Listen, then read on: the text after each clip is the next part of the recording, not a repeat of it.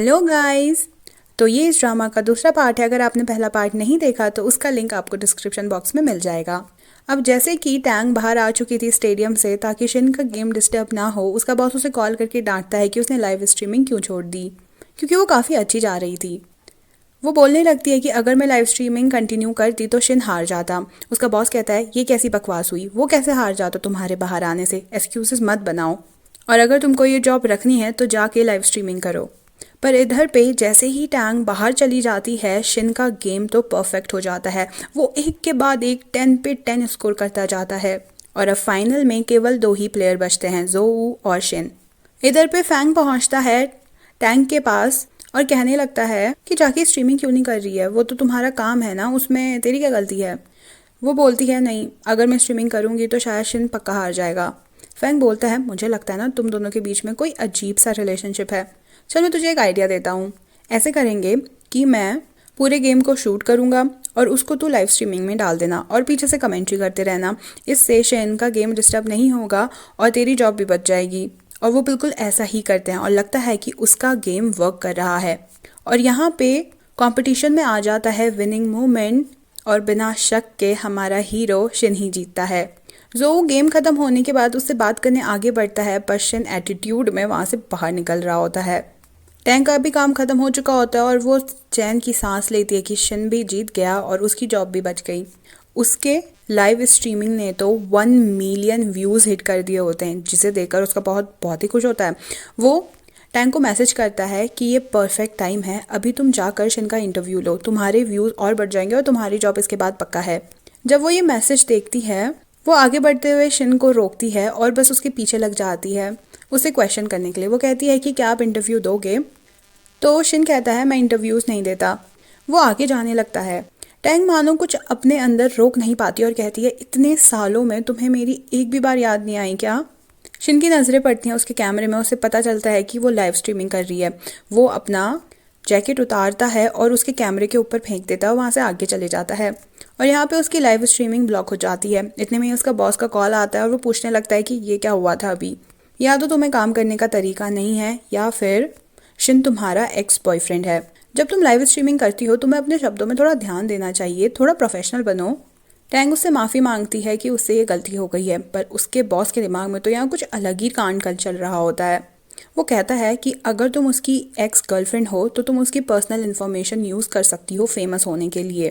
पर टैंग को ये बिल्कुल भी पसंद नहीं होता है। वो कहती है कि ये उसकी प्राइवेसी से छेड़छाड़ करना है, मैं ऐसा नहीं करूँगी।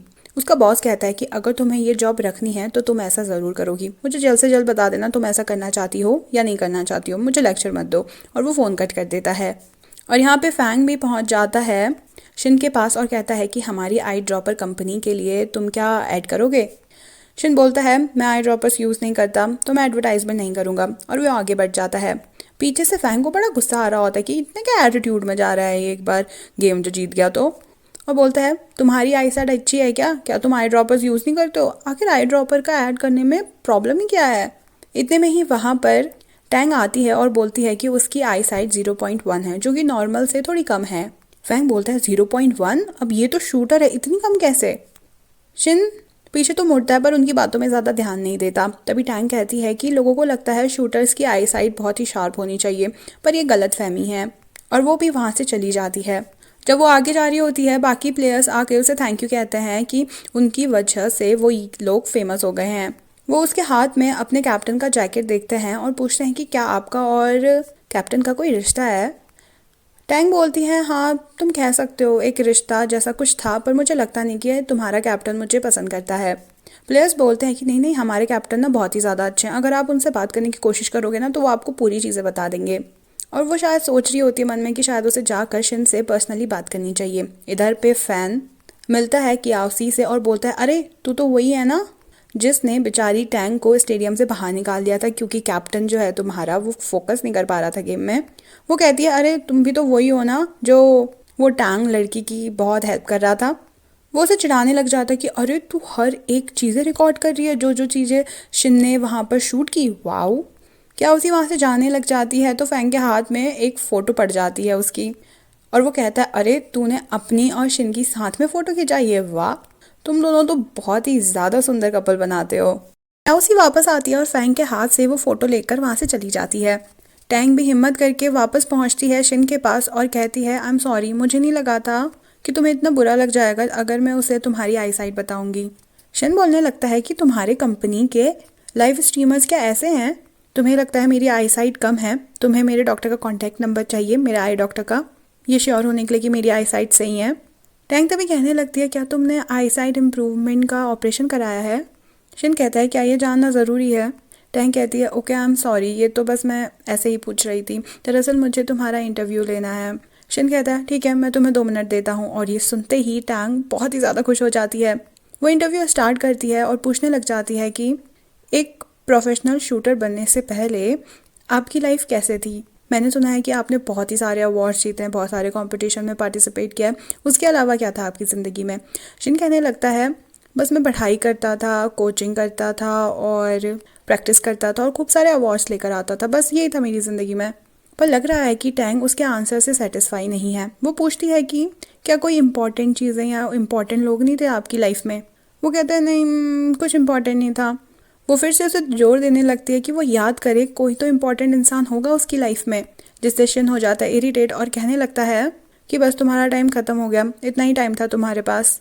वो लाइव स्ट्रीम बंद करती है और फिर कहने लगती है थैंक यू सो मच, उस टाइम पे जब तुमने मेरे मोबाइल फ़ोन के ऊपर अपना जैकेट डाल दिया और लाइव स्ट्रीम में कुछ अनहोनी होने से बचा लिया।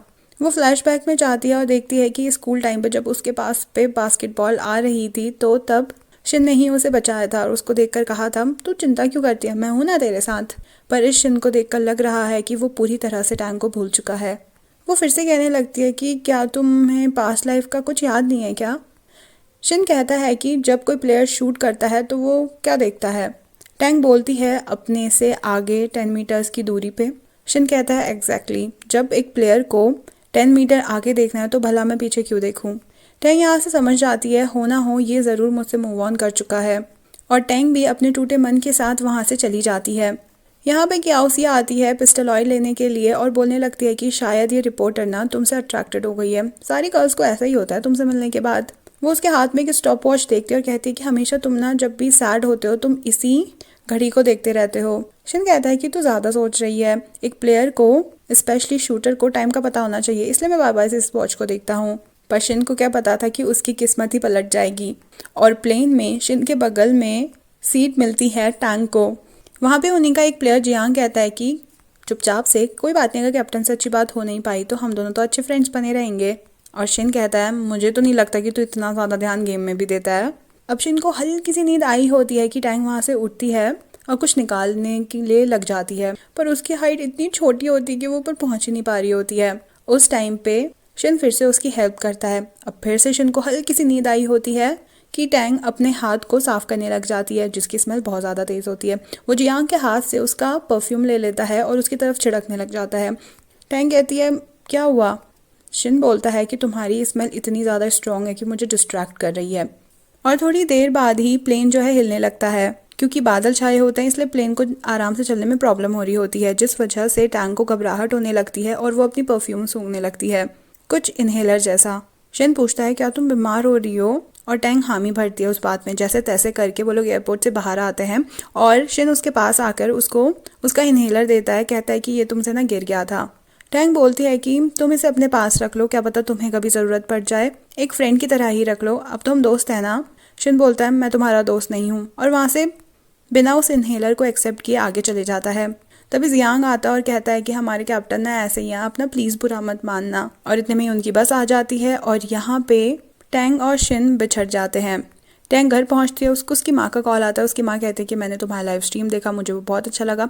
फिर पूछने लग जाती है कि अभी तक का उसने बॉयफ्रेंड क्यों नहीं बनाया, जिस क्वेश्चन से परेशान होकर टैंग कहती है ठीक है मम्मी, मुझे ना फ़ोन रखना होगा। और फिर फ़ोन रखने के बाद वो कहने लगती है अब मम्मी को अच्छी अच्छी न्यूज़ देने के बाद मेरे आंसू मुझे खुद ही पीने होंगे। दूसरे दिन वो अपने ऑफिस में पहुंचती है तो ऑफिस में कोई भी नहीं होता है, उल्टा वहाँ पर डेकोरेशंस की होती है। तभी अचानक से सारे ऑफिस के मेंबर्स आकर टैंग को बेस्ट स्ट्रीमर कहने लगते हैं और उसे कॉन्ग्रेचुलेट करने लगते हैं। अब टैंग होती है सरप्राइज क्योंकि उसने तो अपने बॉस से डांट खाई थी। तभी उसका बॉस आता है और कहता है कि तुम उतनी बुरी भी इंटर्न नहीं हो, थैंक्स टू कैप्टन शिन तुम अपना फेमस हो चुकी हो, और वो उसे अपना फ़ोन दिखाता है। पता चलता है कि ऑनलाइन तो ये अफवाह फैल रही है कि टैंग शिन की गर्लफ्रेंड है, और एक्स गर्लफ्रेंड और एक्स बॉयफ्रेंड का अफेयर दोबारा से कौन नहीं देखना चाहता। वो अपने बॉस के पास पहुंचती है और कहती है कि क्या कंपनी ने ये सारी चीज़ें स्टार्ट की हैं। उसका बॉस कहता है देखो, हाँ कंपनी ने थोड़ी बहुत ये चीज़ें स्टार्ट की हैं, थोड़ी अफवाहें फैलाने में हेल्प ज़रूर की है, पर जो पहला कॉन्वर्सेशन था तुम्हारा और शिन का वो तुम्हारे ऊपर है, वो तो हम लोगों ने क्रिएट नहीं किया। और अगर तुम्हें फेमस होना है, तुम्हें परमानेंट एम्प्लॉय बनना है, तो इतना सब तो करना ही पड़ेगा ना। पर टैंग को ये बिल्कुल भी पसंद नहीं आता। वो कहती है कि हम लोग क्या कोई और सॉल्यूशन देख सकते हैं इन चीज़ों का। उसका बॉस कहता है क्या तुम्हारे पास अभी कोई सॉल्यूशन है। टैंग कहती है नहीं अभी तो कुछ नहीं है। बॉस कहता है जैसे ही तुम्हारे पास कोई अच्छा सॉल्यूशन होगा ना, मैं तुम्हें प्रॉमिस करता हूँ ये सारी अफवाहें ना मैं खुद से बंद कर दूंगा, और साथ ही तुम्हारे परमानेंट एम्प्लॉय बनने की एप्लीकेशन मैंने डाल दी है, तुम्हारी जॉब अब पक्की हो जाएगी। उसका बॉस ये भी कहता है कि आज रात को ये सारी चीज़ें सेलिब्रेट करने के लिए मैंने डिनर पार्टी रखी है, तो उसमें तुम शिन की टीम मेंबर्स को भी बुला लेना, क्योंकि शिन की टीम ओलंपिक्स में जा सकती है, और अगर हमें व्यूज़ चाहिए और ऑडियंस का ढेर सारा रिस्पॉन्स चाहिए तो हमें उस टीम के साथ कदम से कदम मिलाकर चलना ही होगा। टैंग तभी हामी भरती है और कॉन्फिडेंटली अपने बॉस से कहती है कि बॉस आप बार बार मुझे इंटर्न कहते हो, पर अब मुझे परमानेंट जॉब मिल चुकी है, तो मैं बता देती हूँ मेरा नाम टैंग है, आप मुझे टैंग कह के बुला सकते हो। और यहीं पे इस पार्ट का हो जाता है एंड। अब आगे टैंग और शिन की लव स्टोरी में और कितने सारे ट्विस्ट हैं, और टैंग और शिन के बीच का राज आखिर कब खुलेगा इस ड्रामा में। अगर मेरी तरह आप भी इन सारे क्वेश्चंस के लिए एक्साइटेड हैं तो जल्दी से जाके दूसरा पार्ट देख लो, लिंक आपको डिस्क्रिप्शन बॉक्स में मिल जाएगा। और वीडियोस अच्छी लग रही हो तो प्लीज़ सब्सक्राइब